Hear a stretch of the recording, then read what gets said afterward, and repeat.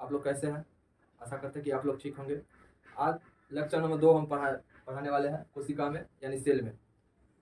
देखिए यहाँ पे लेक्चर नंबर 2 में क्या सब है, बेसिक है पूरा, ये भी बेसिक पर चल रहा है, अभी चर्चा करेंगे बेसिक पर है। देखिए कोशिका यानी सेल, ये इंग्लिश नाम हुआ। चलिए देखिए कोशिका नाम, बायोलॉजिकल नाम क्या होता है? साइटो होता है। बायोलॉजिकल नाम क्या होता है? साइटो होता है। और कोशिका को जो अध्ययन करते हैं उसे क्या कहते हैं? हम साइटोलॉजी बोलते हैं। क्या बोलेंगे? साइटोलॉजी। इसको क्या बोलेंगे? साइटोलॉजी बोलेंगे। और देखिए कोशिका की खोज या जनक रॉबर्ट हुक कितने ईस्वी में किए थे? वो 1665 ईस्वी में। कितने ईस्वी में? 1665 ईस्वी में किए हुए थे।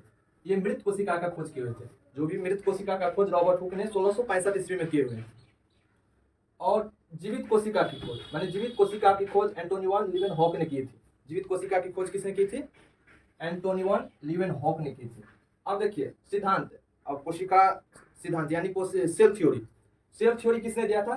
स्लाइडेन ऑस्वान। सेल थ्योरी क्या है कि सेल थ्योरी, स्लाइडेन ऑस्वान नामक वैज्ञानिक, 2 वैज्ञानिक थे जिन्होंने ये माने सेल थ्योरी दिए हुए थे।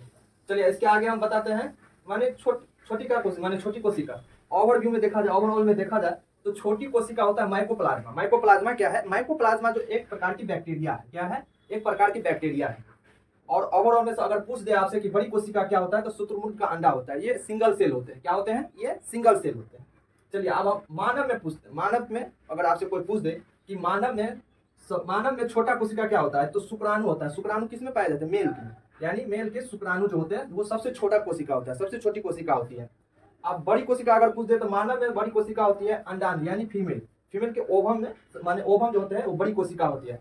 चलिए मानव में लंबी, अगर आपसे अगर कोई पूछ दे लंबी और बड़ी में अंतर होता है। जैसे आप मान लीजिए लंबी और बड़ी में माने लाल किला क्या है? लाल किला बहुत बड़ा है और कुतुब मीनार बहुत लंबा है, तो इसीलिए लंबा और बड़ी और लंबी में आपको अंतर होना चाहिए। चलिए देखिए तो मानव में लंबी कोशिका न्यूरॉन की होती है। कहाँ पाए जाते हैं? ब्रेन में।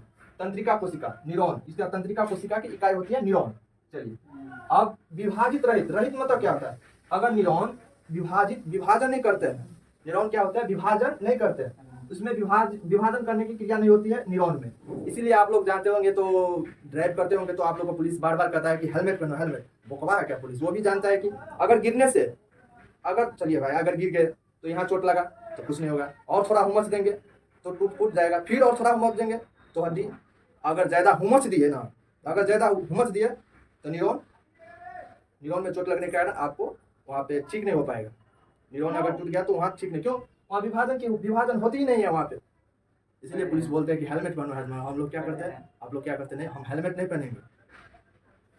चलिए सबसे तेज विभाजन कहाँ होती है? लीवर में। सबसे तेज विभाजन कहाँ होती है? लीवर में। लीवर में अगर कट फूट जाए तो क्या होता है? वो अपने आप ठीक कर लेता है। ये लीवर में सबसे तेज विभाजन होती है। चलिए अब यहाँ से हम बताते हैं आपको कि न्यूरॉन के बारे में अभी बताए हैं। सबसे तेज विभाजन कहाँ होती है? लीवर में होती है। और ये न्यूरॉन की एक चित्र है, ये देखिए। हम इसको क्या, आप जब हम तंत्रिका कोशिका पढ़ाएंगे तो इसमें हम पढ़ाएंगे। अभी हम हाल फिलहाल पूछते हैं आपसे, इसको क्या बोलते हैं? इसको क्या बोलते हैं? एक्सॉन बोलते हैं। क्या बोलते हैं? एक्सॉन, AXON, एक्सॉन बोलते हैं। ये आपको डिटेल में हम पढ़ाएंगे अगले क्लास में। और आपसे और एक बात कि फादर ऑफ साइटोलॉजी, इंडियन में फादर ऑफ साइटोलॉजी किसको बोलते हैं? यानी कोशिका विज्ञान, कोशिका विज्ञान पिता किसे बोलते हैं? AK शर्मा को बोलते हैं। किसको? AK शर्मा को। ये क्या है? अगर आपसे कोई पूछ दे कि फादर ऑफ, माने सॉरी साइटोलॉजी ऑफ फादर, यानी AK शर्मा को बोलते हैं। ये क्या है? एक इंडियन है जो भारतीय है। चलिए देखिए अब इसी तरह से होता है ईंट से दीवार, जब ईंट को जोड़ेंगे तो इसमें ईंट में सीमेंट, बालू, गिट्टी सब, तो दीवार का निर्माण होता है। कई दीवार मिलकर क्या करते हैं? एक कमरा का निर्माण करते हैं। और कई कमरा मिलकर सिस्टमेटिक ढंग से क्या करते हैं? एक घर का निर्माण करते हैं।